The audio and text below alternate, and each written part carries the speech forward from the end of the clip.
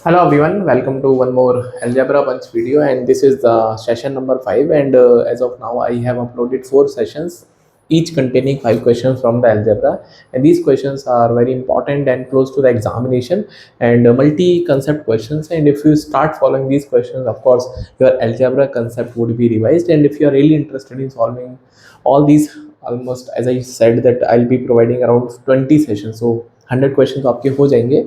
So you can follow QuantPrep 99 and you can join our Telegram group as well, where you can find the document and the PDF, right? So we have the first question of the video, that we have to find the area bounded by the curve mod of x plus y plus mod of x minus y equals to 10, right? बहुत ही standard question है. This is very standard equation, that mod of x plus y plus mod of x minus y equals to k, where k is any integer. तो apart from integer कुछ और भी हो सकता है, ये डेसिमल भी हो सकता है, बट जनरली इंटीजर का क्वेश्चन आता है. तो इसका जब आप ग्राफ प्लॉट करेंगे तो this graph would be something like that, और ये जो इसके पॉइंट्स हैं ये आपको k/2 k/2, और यहाँ पर सेम आएगा, but in the fourth quadrant x positive है और y नेगेटिव है. यहाँ पर -k/2 -k/2, यहाँ पर -k/2 k/2. तो ये बहुत स्टैंडर्ड ग्राफ है इसका, राइट. तो अगर मैं इसकी लेंथ कैलकुलेट करूँगा, ये भी k यूनिट है और ये भी दोस्तों k यूनिट है, and this is going to form a square, right. तो अगर स्क्वायर बनेगा तो you can find the area. तो इस फिगर का जो एरिया बनता है इस पूरे के पूरे स्टैंडर्ड इक्वेशन का, that is k times of k times, तो k स्क्वायर होता है, राइट. बहुत ही स्टैंडर्ड है, राइट. तो it is only when x and y के कोएफिशिएंट 1 1 होने चाहिए, स्टैंडर्ड है. तो जैसे ही मुझे ये समझ में आएगा तो I can directly write the area, that is 10 का square 100. So this is very important, and ये ओरिजिन है 0,0, राइट. आगे बढ़ते हैं next question. We have next question that we have to find the integer solution of the given inequality x minus 2 का whole square, x minus 3 का square, x minus 4 का until x minus 11 का square, right. तो this is x minus 4, x minus 9, x minus 16, x minus 25, and up to x minus 100 and x minus 121 less than equals to 0, right. Means we can include the boundary point as well, because x equals to 121 will give me 0, तो 0 include कर सकते हैं, right. तो सबसे पहले इसके critical point बनाएंगे. तो इसका क्रिटिकल पॉइंट पहले 4 आएगा, फिर दोस्तों 9 आएगा, फिर 16 आएगा, फिर 25 आएगा, उसका 36 आएगा, देन 49 आएगा, 64 आएगा, देन 81 आएगा, 100 आएगा, एंड फाइनली 121 आएगा, राइट. तो ये 121 आएगा, राइट. चल, तो ये तो आपने x का क्रिटिकल पॉइंट नंबर लाइन पे बना दिया, right. If I look at the leading coefficient यहाँ भी प्लस है भाई, x सारे के सारे टर्म्स में x प्लस का है, तो will be starting with plus. And उसके बाद जो ब्रैकेट्स है वो ऑड पावर के, ऑड पावर बोले तो आप ऑल्टरनेट प्लस माइनस इसमें करना शुरू कर दो, right. Alternate plus minus, that's it, right. तो इट इज नॉट आस्किंग कि इंटीजर सॉल्यूशंस, राइट. तो नॉट आस्किंग कि वो कितना इसमें होगा, बट आपको इंटीजर सॉल्यूशंस इसके निकालने, राइट. आई थिंक इसमें कुछ लैंग्वेज मिसिंग है कि हमको पॉजिटिव या नेगेटिव, क्योंकि ऐसे तो इसके इनफाइनाइट सॉल्यूशंस हैं. अच्छा, ये okay got it. It is saying less than equals to 0, मतलब आपको नेगेटिव वाले रीजन पे काम करना है. तो नेगेटिव रीजन यहाँ पर नेगेटिव है, यहाँ पर negative, this is also negative. तो ये 5 आपके पास नेगेटिव रीजन है. Can I include 4 in the solution? Yes 4, because 4 रखने पर ये 0 हो जाएगा, बट 0 एक्सेप्टेड है, राइट. तो ये भी सब एक्सेप्टेड वैल्यूज हैं, ये जो बाउंड्री पॉइंट्स है ऑल आर एक्सेप्टेड, ठीक है. तो I will include these points as well, ठीक है. तो कितने इंटीजर काउंट कर लेंगे, राइट. तो 100 से लेके 121 के दरमियान में कितने इंटीजर, राइट. तो अगर मैं यहाँ पे काउंट करता हूँ तो इंटीजर जो बनेंगे, देखो अगर आपको नंबर ऑफ टर्म्स काउंट करना है, नंबर ऑफ टर्म्स होता है last term minus first term divide by common difference plus 1. ये नंबर ऑफ टर्म्स है एपी. अगर कोई सीक्वेंस फॉलो हो रहा है तो last term minus first term divide by common difference plus 1, right. तो this is 121 minus 100, that is 121 divide by common difference 1 plus 1. तो यहाँ पे 22 इंटीजर बनेंगे इंक्लूडिंग 100 एंड 121, दोनों को इंक्लूड करके। यहाँ पे दोस्तों बनेगा 64, 17, 81 और एक 18, ठीक है। इनका डिफरेंस +1, तो इनका डिफरेंस है 13 का, तो यहाँ पे जो बनेगा 14 बनेंगे। इनका डिफरेंस 9 का है, तो यहाँ 10 बनेगा। एंड फाइनली यहाँ पे 6 का, ठीक है। तो इनको ऐड करना है, तो जब आप इनको ऐड करोगे 22, 18, 40, 14, 54, 54 एंड 16 दैट इज 70। तो इसका जो आंसर आएगा दैट इज 70 इंटीजर सॉल्यूशन इसकी पॉसिबल है, राइट। 70, 22 यहाँ पर, 18 यहाँ पे, because I can include 121 also, I can include 100 also, because it is saying that we can be it can be equals to 0। अगर ये 0 का इक्वलिटी नहीं होता तो फिर हम बाउंड्री पॉइंट को इंक्लूड नहीं करते, राइट। चलिए, so we'll be solving the third question, that we have to find the 342nd term of the given sequence, right? So we have the first term, that is 1, then 2, 2, then 3 is appearing for 3 times, 4 is appearing for 4 times, and so on, right? So we have to find that which term will be the 342nd term, right? So after close observation I can find कि अगर हम यहाँ पे numbers को देखते हैं, यहाँ पे उनका फ्रीक्वेंसी देखते हैं, ठीक है, और यहाँ पे इनका सम देखते हैं। तो एक नंबर जो है एक बार आ रहा है और यहाँ पे आपको सम देने, मतलब ये फर्स्ट टर्म हो गया कहने का मतलब। 2 इज अपेयरिंग 2 टाइम एंड इसका फ्रीक्वेंसी 2 है, तो ये जो सम बनाएगा दैट इज 3 हो जाएगा, राइट। मतलब आपके 3 टर्म्स हो चुके हैं, हाँ, मतलब ये टर्म्स कितने हो गए। सिमिलरली अगर मैं 3 को काउंट करता हूँ तो 3 इज अपेयरिंग 3 टाइम्स, एंड यहाँ पे जो सम बनेगा 1 + 3 + 2 + 1 6 बन जाएगा, राइट। सिमिलरली 4 आने पर ये 4 और ये बनेगा 6 में 4 ऐड करेंगे, राइट, तो ये 10 हो जाएगा। तो यू कैन ऑब्जर्व कि सर ऐसे तो अगर हम देखेंगे तो ये आपके पास एक जो आपके पास बनेगा ये नेचुरल नंबर्स बन रहे हैं भाई। 1, 2 is appearing 2 time, 3 is appearing 3 time, 4 is appearing 4 times, और उसके बाद इनका सम आ रहा है, राइट। तो सपोज वी वांट n + 1/2, तो यहाँ पे आपके पास n नंबर है that will be appearing n times, और उसके बाद इसका सम आ जाएगा, राइट। समझ में आ गया सर, ठीक है। तो ये जो सम है हम ये चाहते हैं कि 342nd, क्योंकि आप इन सम को जो चाहते हो 342nd टर्म, मतलब कौन सी टर्म चाहते हो, तो आप 342वीं टर्म, तो सारे के सारे टर्म्स को जो प्रीवियसली 1, 3, 6, 10 ऐसे ऐसे आप 342वीं टर्म चाहते हो, राइट। तो यहाँ से क्या कोई n का ऐसा पॉसिबल वैल्यूज है जो आप इसको सॉल्व कर सकते हैं, तो that is 684। So can you find any value of n जो कि 684 बना सकता है, राइट। तो पॉसिबिलिटी है या नहीं है देख लेते हैं। तो अगर मैं 27 × 28 करना चाहता हूँ तो 28 × 7 196 एंड 28 × 2 56 + 19 56 + 19 दैट इज, ठीक है, तो 676। हाँ ओके, दैट इज 28 × 7 196, 19 कैरी हो जाएगा, 28 19 56 19 75, राइट। ओके 75 आएगा, नॉट 75। तो ये तो ज़्यादा हो गया, राइट। ये तो एक्सीड कर गया, ग्रेटर देन 684 है, but I want it to be 342nd के आसपास, मतलब 684 का सम आना चाहिए। तो अगर मैं इसमें 26 × 27 टारगेट करता हूँ तो 27 × 6 162, 16 कैरी हो जाएगा, 27 19 54 16 70। तो ये भी आपका ज़्यादा ही आ रहा है, राइट। भाई आप देख रहे हो कि यहाँ पे अगर हम इसको 26 को 26 टाइम्स लिखेंगे तो will be ending on the 702, right. And similarly जब आप n को 25 पुट करोगे, 25 × 26, सो दैट इज 26 25 का 150 एंड 25 दूनी 50, 25 दूनी 50 और 15 65, राइट। 25 दूनी 50 और 15 65, राइट।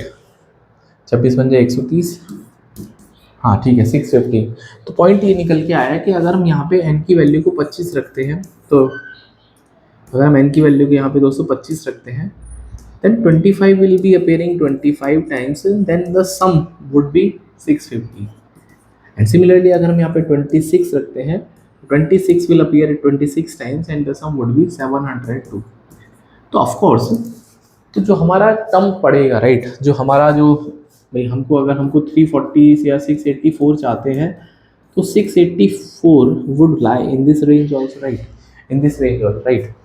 तो पॉइंट इज दैट कि जब आप 25 यहाँ पे एंड हो रहा है, हाँ जैसे 4 पे एंड होके 10 मिल जाएगा, तो 25 पे एंड होके 650 मिलेगा। और तो 26 पे आपके पास, जब आप 26 पे एंड करोगे तो आप 600 702 तक जाओगे। I believe it is clear, right. मतलब अगर मैं 651 को देखूंगा तो 651 आपका 26 देने वाला है, और 652 भी जो रहेगा वो 26 रहेगा। तो इसका मतलब जो 684 जो आएगा, जो सम आएगा, वो 26 will be appearing 26 times, right. तो आप ये बोल सकते हैं कि जो 340 सेकेंड टर्म आएगा, दैट इज जो 340 सेकेंड टर्म आएगा, that would be 26, right. I believe it is clear. I hope आपको ये समझ में आया होगा। ठीक है, तो आपको 26 यहाँ पे रखना पड़ेगा, क्योंकि जब आप 25 की लाइन तो खत्म हो गई 650 पे, तो 650 का मतलब है कि जो ऑल टर्म्स का जो सम है वो 650 आ गया, but I want some to be 784, right. 784, right.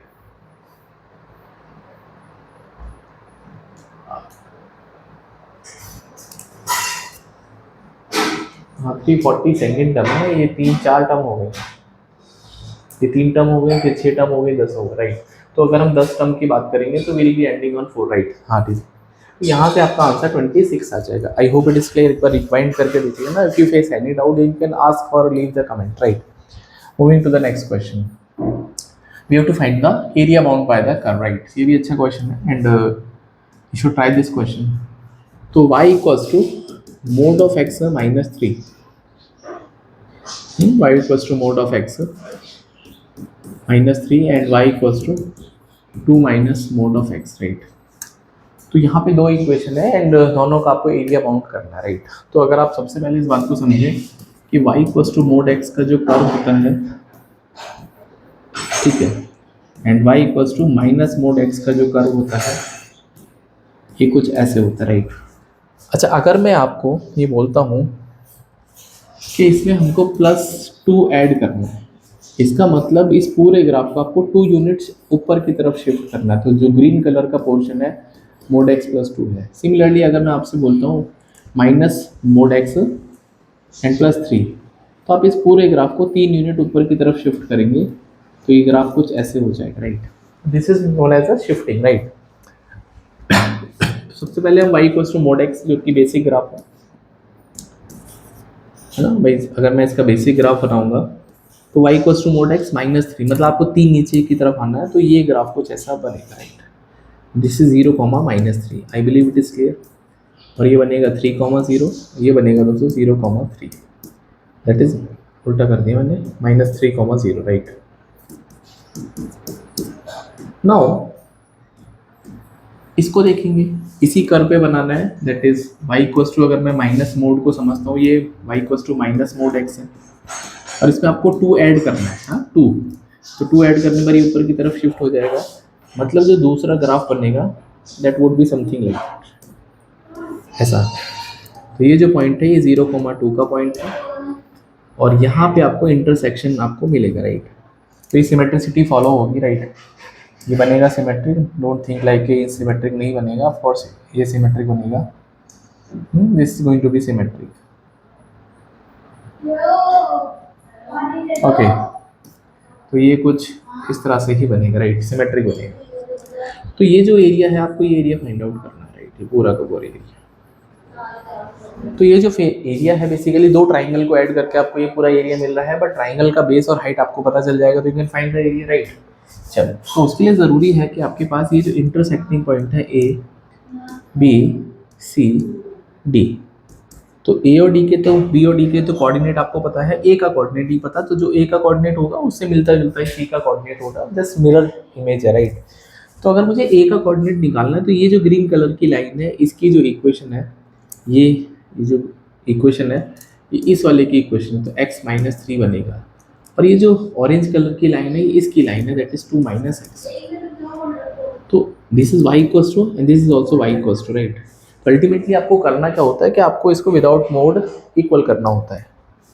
तो x -3 = 2 - x, तो 2x = 5, विच इम्प्लाइज x = 5/2। मतलब अगर आप इसका जो क्रिटिकल पॉइंट है x = 0 है, और इसका दोस्तों जो क्रिटिकल पॉइंट है वो x = 0 है, जहाँ पर ये 0 बन पा रहा है। तो अगर आप क्रिटिकल पॉइंट के राइट में चलते हैं तो you can open the mode with positive sign, right? So we are moving on the right hand side of the zero, so that's why I can write this as simply x minus c, and similarly this is iska critical point 0 and we are moving on the right hand side of it, so again I can simply write mode of 2 minus mode x, right? So this is going to be the intersecting point, that is 5 by 2, right? तो x का value 5 by 2 आ जाएगा। तो अगर x 5 by 2 है तो फिर y कितना होगा, यहाँ पे रख लेते हैं। तो y is going to be minus का 1 by 2, right? y is going to be minus का 1 by 2, राइट? कैसे पता चलेगा भाई? 5 by 2 यहाँ पे रख के देख लो, 5 by 2 माइनस 3, तो माइनस का हाफ, और यहाँ पे रख के देखोगे तो 2 माइनस 5 by 2 माइनस का 1 by 2, राइट? नाउ अगर ये ट्राइंगल आपको दिखता है ऐसा है, तो इसका कोऑर्डिनेट है 0,2 और 0,-3, तो इसका जो बेस बनेगा वो 5 यूनिट का बनेगा। बिल्कुल सही बात है, यहाँ से यहाँ तक डिस्टेंस टाइप किया, और ये जो हाइट है, तो ये जो हाइट है दोस्तों, ये आपको एक्स एक्सिस को देखना है। हाँ, this is going to the x axis, that is 5 by 2, तो इसकी हाइट बनेगी 5 by 2, दैट्स इट। तो जैसे ही आपको ये पता चल जाएगा, you can find the area, right? तो एरिया कितना बन जाएगा, जैसे इसका मैं यहाँ पे लिखता हूँ, तो एरिया बन जाएगा इसका, that is half of, base है इसका 5 यूनिट्स का और हाइट है इसकी 5 by 2, और ऐसे आपके पास दो ट्राइंगल है, हाँ, जस्ट एक दूसरे की मिरर इमेज, तो इंटू 2, तो 2 से 2 कैंसिल आउट हो गए, 25 by 2 square units, that's it. तो ये जो है, मैंने कितने बार आपको मॉडुलस के ग्राफ बनाना, ये सब चीज़ें सिखा रखी है। अगर आपने नहीं देखी है अभी तक ये चीज़ें, तो प्लीज़ आप उनको देख लीजिए। ये क्वेश्चन ऐसे पूछे जाते हैं एग्जाम में, right? So if the last question of the video, that अच्छा क्वेश्चन है, if x ranges from 0 to 1000 and greatest integer x by 2 plus greatest integer x by 3 plus greatest integer x by 5 equals to 31 x upon 30, where greatest integer x is the greatest integer less than equals to 5, so how many x are possible, right? अब देखो, सोच के देखो कि यार ये integer है, भाई इंटीजर ही बनेगा, ये भी एक इंटीजर है और ये भी एक इंटीजर है, तो integer plus integer plus integer, can we find if that is decimal? No, of course this, भाई integer plus integer should be integer, तो ये जो है दोस्तों, ये इंटीजर ही बनेगा, तो right hand side should be integer. तो अगर राइट हैंड साइड इंटीजर है तो आप ये बात को नोटिस कर पाएंगे, दैट इज एक्स, ये शुड बी मल्टीपल ऑफ 30, भाई 30 का मल्टीपल होगा तभी जाके इंटीजर बन सकता है। मान लो आपने x का वैल्यू 5 रख दिया, 5 रखने पर इंटीजर नहीं बन पाएगा, राइट? इसका मतलब क्या है कि 0 to 1000 के बीच में 30 के कितने मल्टीपल है? 30 है, 60 है, 90 है, एंड सो ऑन, राइट? तो आपको करना क्या है, 1000 upon 30, तो x can take 33 values, right? तो x कैन टेक 33 वैल्यूज, तो इसका आंसर बनेगा 33 values. So that's it. For more such interesting questions and solution, you can join QuantPrep 99 and you can find the PDF and related document from my Telegram group, the link of which you can find in the drop box or the description box. So मिलते हैं next video में, बाकी जो content उसको follow करते रहो, of course this is going to be helpful for your percentile. So see you in the next video, till then bye, take care.